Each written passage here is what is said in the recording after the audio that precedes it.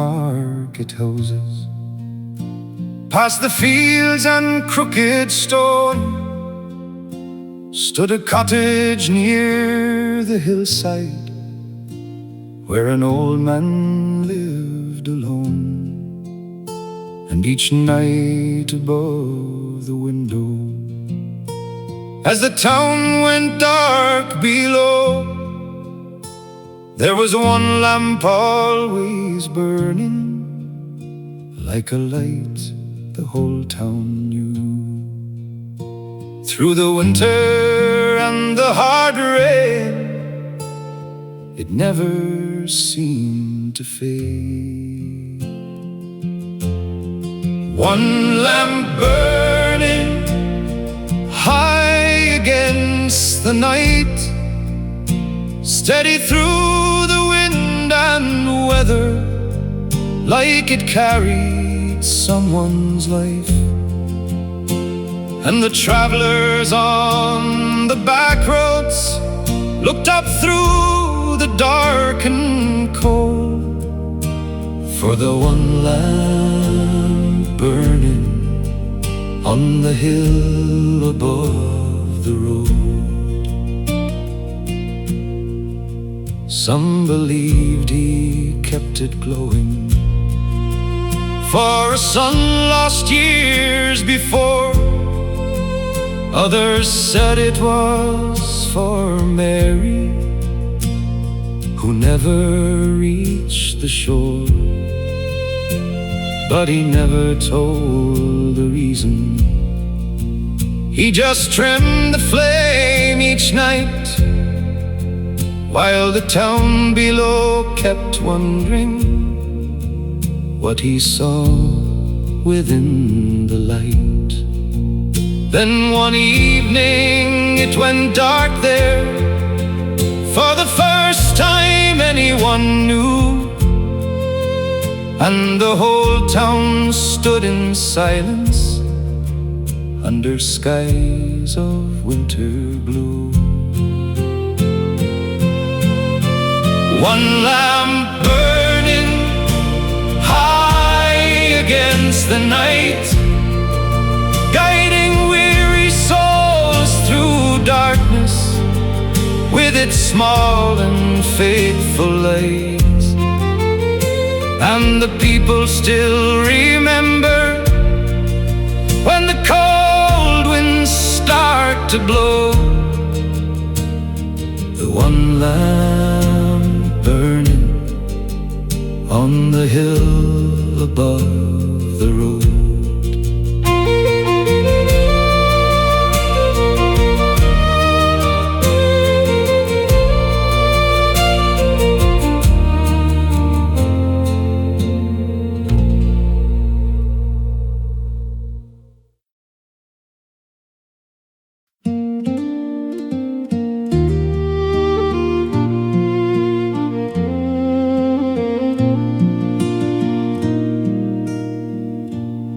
Sunday morning in old Sligo, rain still resting on the stone. People walking past the shop fronts in their coats and Sunday clothes. Mothers leading quiet children past the chapel by the square, while the smell of bread and turf smoke drifted softly through the air. And the bells rolled through the rooftops like they always used to do. Sunday in Sligo, slow as the river bends, nothing much would seem to happen, yet you'd never leave too soon again. For the music from the public house would find you by the night. That's the way it always lingered on a Sunday in Sligo.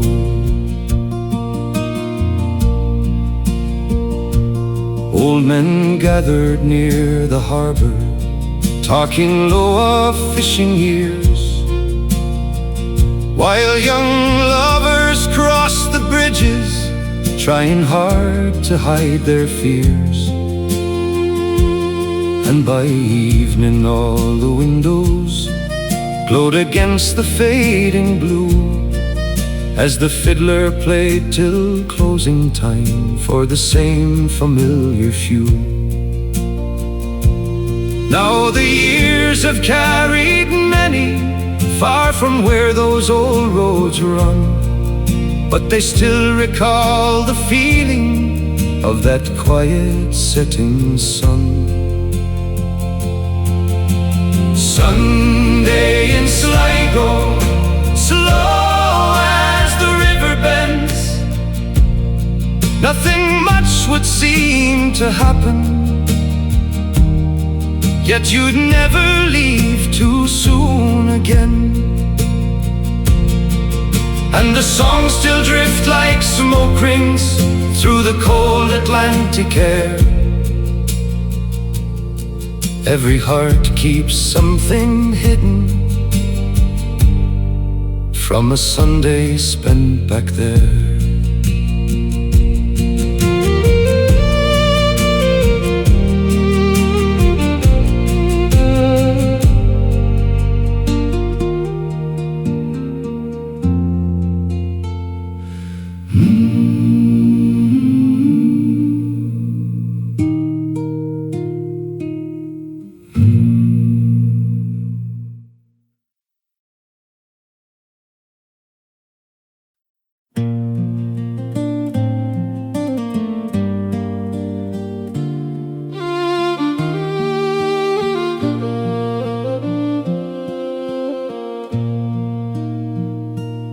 Down beside the working harbour, where the gulls cried every dawn, lived the old rope maker Brennan, and the quiet boy he raised alone.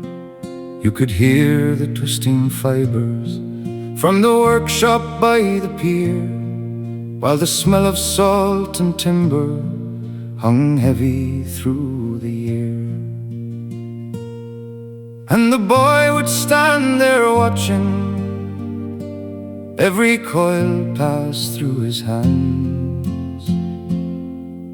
The rope maker's son learned the trade before his time, braiding hemp through weathered fingers by the docks and fishing lines. And the harbour men all knew him, though he scarcely spoke at all. The rope maker's son, down beside the harbour wall.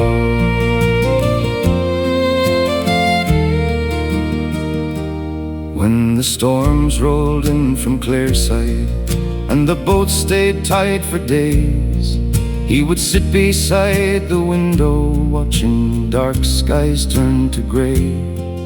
And his father spoke of oceans he had never crossed himself, only tying ropes for sailors who would vanish somewhere else. Then one spring the old man passed on, and the workshop shutter closed, but the rope still held the vessels long after he was gone. The rope maker's son still walks slow beside the tide, though the harbour looks much smaller than it did in younger eyes. And the fishermen still mention how no knot could come undone, tied by the careful weathered hands of the rope maker's son.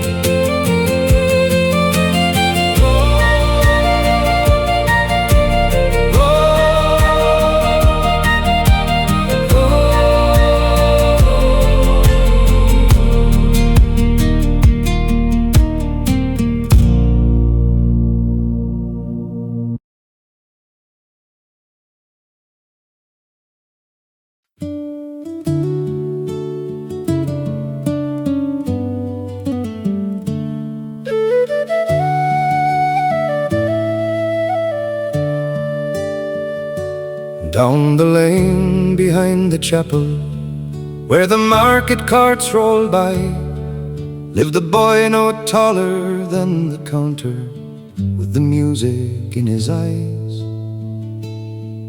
He would sit beside the doorway when the evening light grew thin, playing little tunes on a battered whistle for the folk all wandering in. And the old men stopped their talking every time he raised that tune. There goes the tin whistle boy, playing slow through smoke and noise.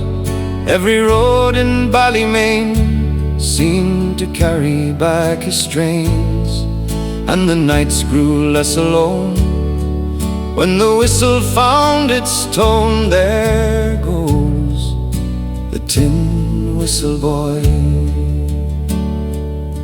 Some would toss a coin beside him, some would sing the words they knew, others closed their eyes in silence, like the songs could pull them through. And the widow from Kilcarrick cried the night he played the shore, saying she had heard that same old melody from her husband years before.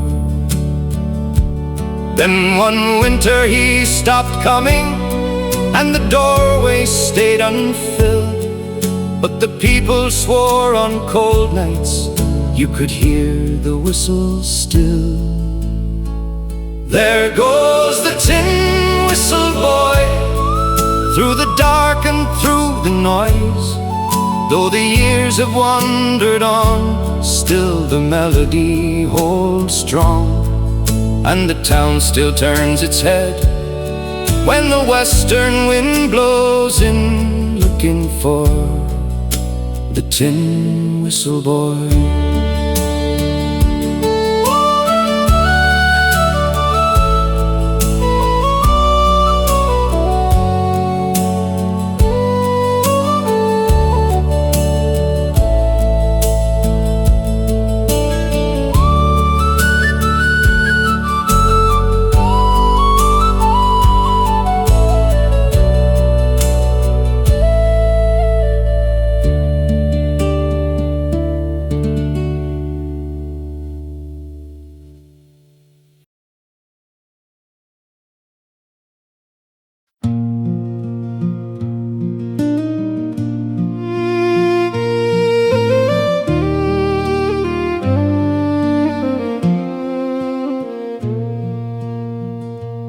Above old Flynn's along the corner, where the narrow streets began, there was a little upstairs a window looking down on all the town. And each evening just past sunset, when the lamps were glowing gold, someone pulled the curtains open like a story being told. And the people passing underneath always raised their eyes. The window above Flynn's caught the last light every night, shining down upon the cobblestones, soft and warm against the night. And the town grew used to seeing it, like the moon or chapel bells. The window above Flynn's had its stories none could tell.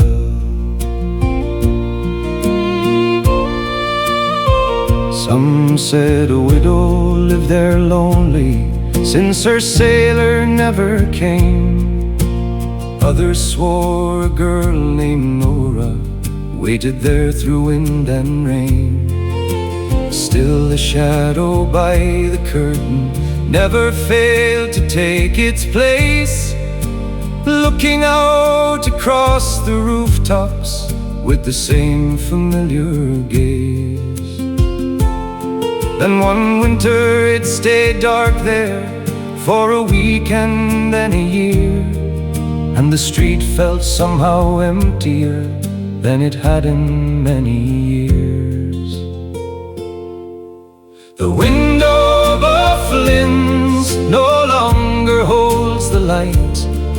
but the people still remember how it glowed against the night. And when strangers ask about it, old men smile and speak it plain. The window above flames never looked the same.